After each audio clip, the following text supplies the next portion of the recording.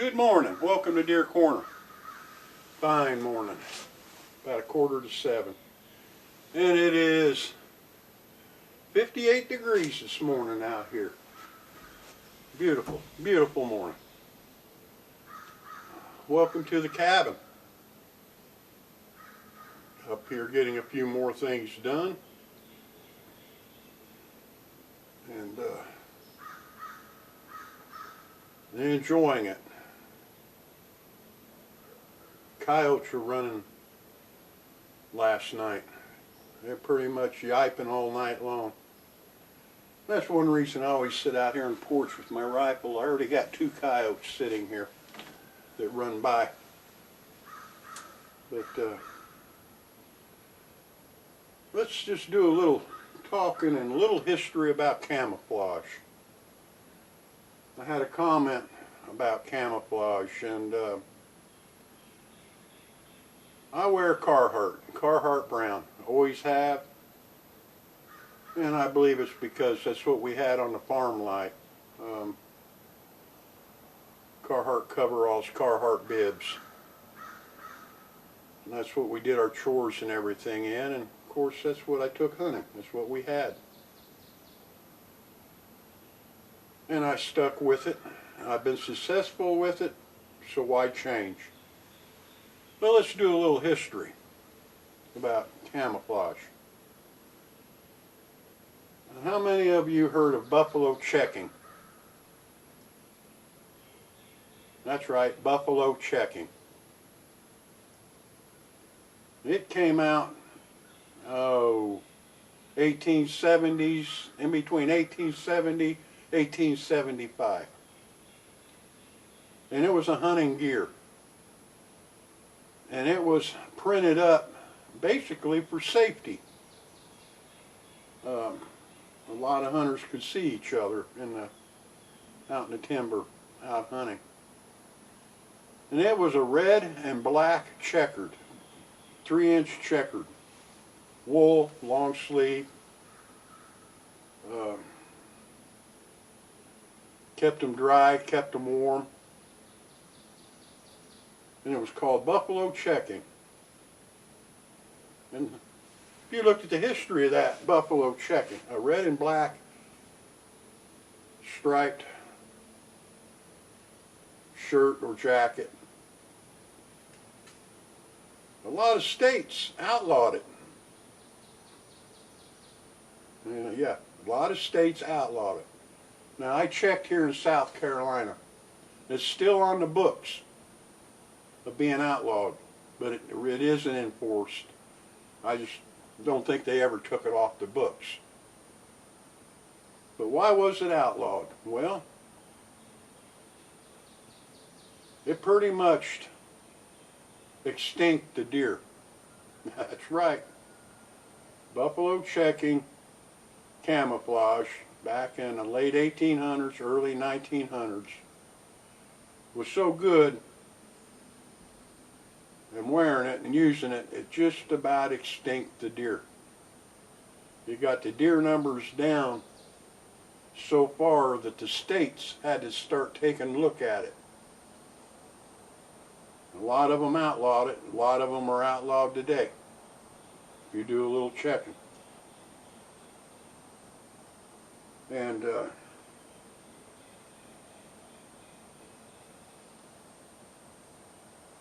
if you think about it, camouflage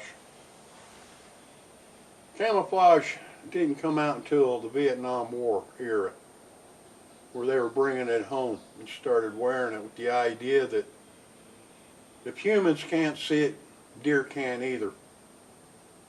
Well, that's wrong. That's false. But they come find out now deer see green real well. Real well. They can pick movement and green from a distance, from a good distance. Any movement. And that's one thing key about deer.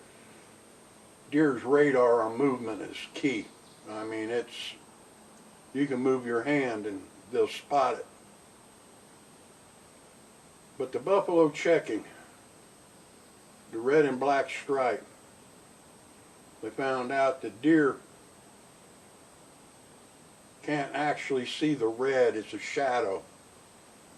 But I'm not going to say yay or nay on that. I don't see or think like a deer. I can't tell you the truth on that. But the studies they found out is that the red and black checking was more in camouflage, that deer couldn't pick it out sitting on a tree or on the ground. But they came out blazer orange for the same thing. Safety in mind. Of course, back then there was a lot of gun accidents.